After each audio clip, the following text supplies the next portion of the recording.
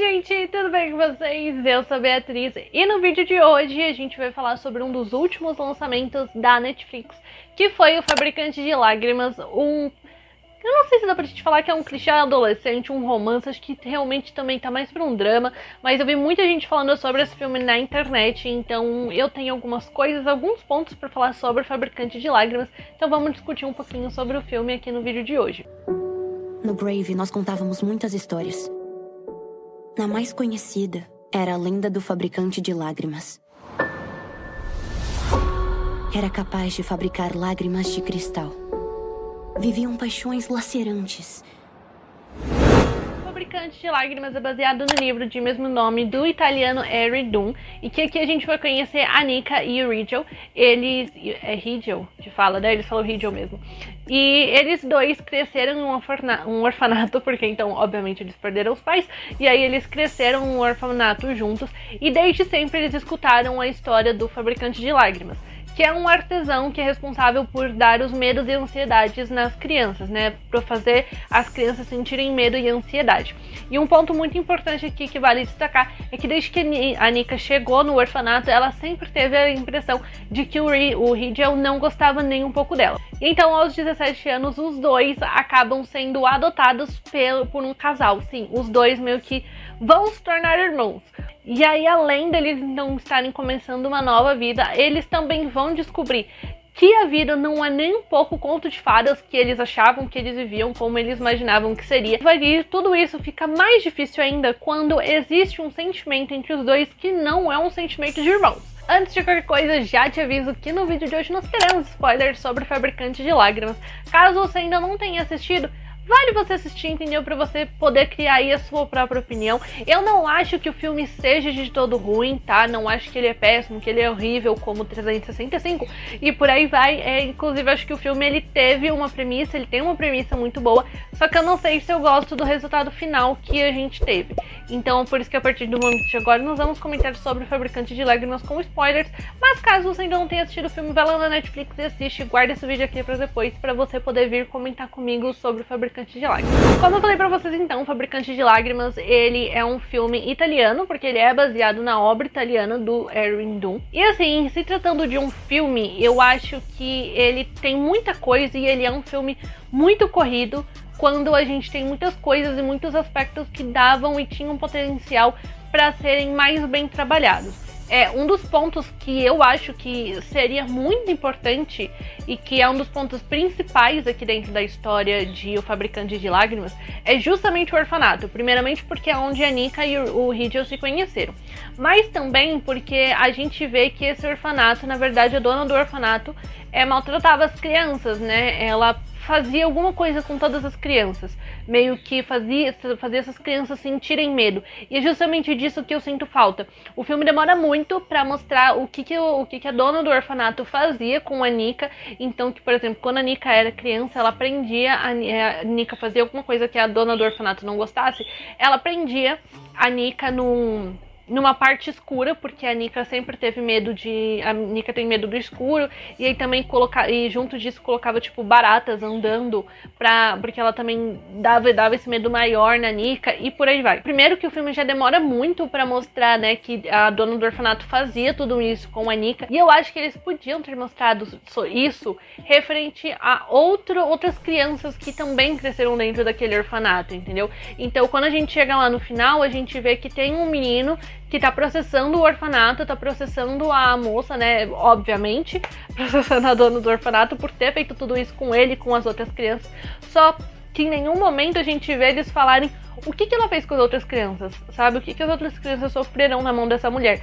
E é um ponto que eu acho que ia ser bem interessante aqui pra nossa história. Como, por exemplo, a gente podia ter visto o que aconteceu com a própria melhor amiga da Nika. Eu não lembro o nome dela agora, mas a melhor amiga dela é do orfanato e a gente não sabe o que aquela mulher fez com ela, entendeu? Com a melhor amiga da Nika. Então é uma outra personagem bem importante dentro da história toda, que eles também podiam demonstrar aí o que ela sofreu na mão da mulher. E aí, falando dessa parte do orfanato, eu acho que eles também podiam ter dado um desfecho melhor pra parte ali do tribunal, porque a gente vê a Nika falando, né, o que ela sofreu, o que o Ridgel sofreu. O menino que começou com esse balaio de gato todo anda pra trás, amarela lá na hora, mas a gente não tem, assim, uma conclusão, entendeu? O que aconteceu de fato com essa dona do orfanato? O orfanato fechou? Ou a sentença acabou sendo arquivada? O que foi que aconteceu, entendeu? Nesse caso, e o que aconteceu no tribunal, o que aconteceu, né, com esse processo. Eu queria ter visto o desfecho dessa história. Eu acho que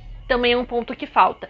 E uma explicação que eu acho que não tem, na verdade, é o porquê que a Nika tá sempre com coletivos nos dedos. Porque, desculpa, a dona do orfanato fala, é porque ela vive com os animais, ela gosta muito dos animais, enfim. Mas eu não comprei essa justificativa. Então, assim, pra mim continua sem justificativa o porquê que a Nika tá sempre com os band-aids nos dedos. E desde o início do filme, a gente vê que o Ridgel, ele é meio estranho.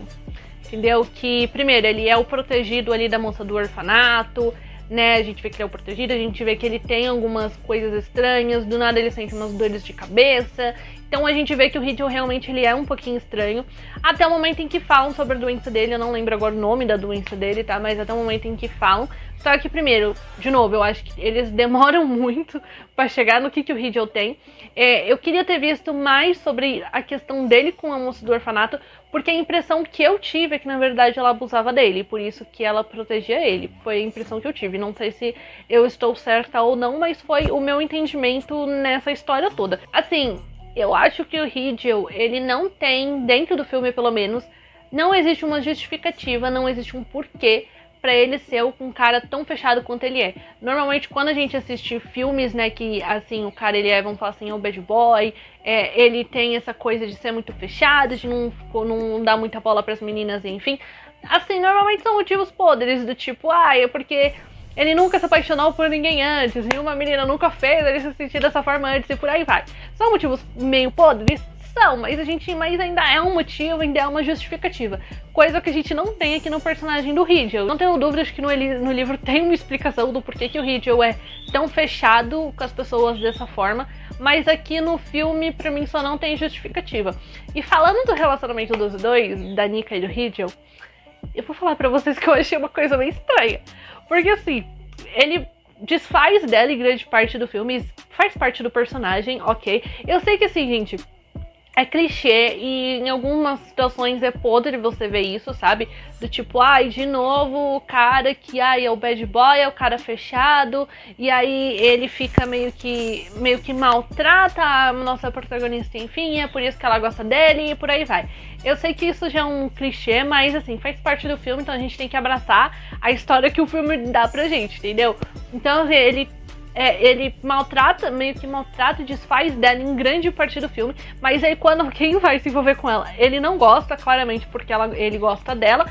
Só que aí assim, antes deles se beijarem, eu não sei como é que eu vou explicar isso pra vocês, porque o filme ele tem uma classificação indicativa pra 16 anos. E aí eles estão lá juntos, tipo, na cama, aí ele beija ela, ele beija o corpo dela, ele não beija a boca dela, ele beija o corpo dela, não sei o que. Aí aí do nada ele, não, a gente não pode ficar junto, beleza. Aí depois a gente tem outra cena, quando ela tá lá ajudando ele, aí ele de novo, ele começa a beijar o corpo dela, não sei o que. Sim, ele beija também algumas outras partes, quem entendeu o que eu quis dizer, entendeu? E aí, do nada, ele, não, a gente não pode ficar junto. Eu fiquei, gente, eu não entendi, sabe? Não era mais pra você ter beijado a boca dela? Eu ia achar meio menos estranho do que o jeito que entendeu? Eu achei essa parte bem estranha, de em vez de dar um beijo nela, ele beija, tipo, a boca dela, ele beija o corpo dela, as partes dela, e aí ele manda ela embora. Eu fiquei, não fez sentido nenhum. Quem merecia também ter tido mais espaço dentro do filme e merecia um desenvolvimento maior são as amigas da Nika. Porque, por exemplo, a gente tem a Mickey, que sempre foi apaixonada pela Billy, então a Nika é amiga delas duas, da Mickey e da Billy. E aí a gente tem a Mickey falando que ela sempre foi apaixonada pela pela Billy, nossa, é muito nome parecido, que ela sempre foi muito apaixonada pela Billy, e que no dia lá que você deixa uma rosa no armário da pessoa, sempre foi a Mickey que deixou rosa pra Billy, e quando a Billy descobre, ela meio que assim, ela fica surpresa, Só que a gente também não tem um desfecho para as duas, entendeu? Não tem uma conclusão de elas ficaram juntas, a Billy desfez da Mickey, ou o que aconteceu com as duas. A gente não tem um desfecho também. Então eu também queria ter visto mais sobre isso, e também são personagens que mereciam ter tido um desfecho. O Lionel, eu acho que ele até podia ter sido um pouquinho melhor dentro do filme, só que na verdade ele só é um babaca, né? Ele só é um babaca que não aceita que ele tava ficando com a menina e a menina não quer mais ficar com ele porque a menina tá apaixonada por outra. Na verdade, ele só é um puta de um babaca. No final das contas, como eu falei, o Fabricante de Lágrimas tinha uma premissa muito legal, mas eu não sei se eu acho que eles não souberam fazer. O problema eu acho que realmente é que eles fizeram um filme e não uma minissérie. Se a gente tivesse tido uma minissérie de Fabricante de Lágrimas, pode ser que teria tido um resultado muito melhor, porque eles iam ter mais tempo para conseguir trabalhar outros personagens, outros aspectos e outras histórias dentro da minissérie, né? Eles iam ter mais tempo para trabalhar tudo que essa história oferece. Se você assistiu o Fabricante de Lágrimas, me conta nos comentários o que você achou, vamos conversar mais sobre.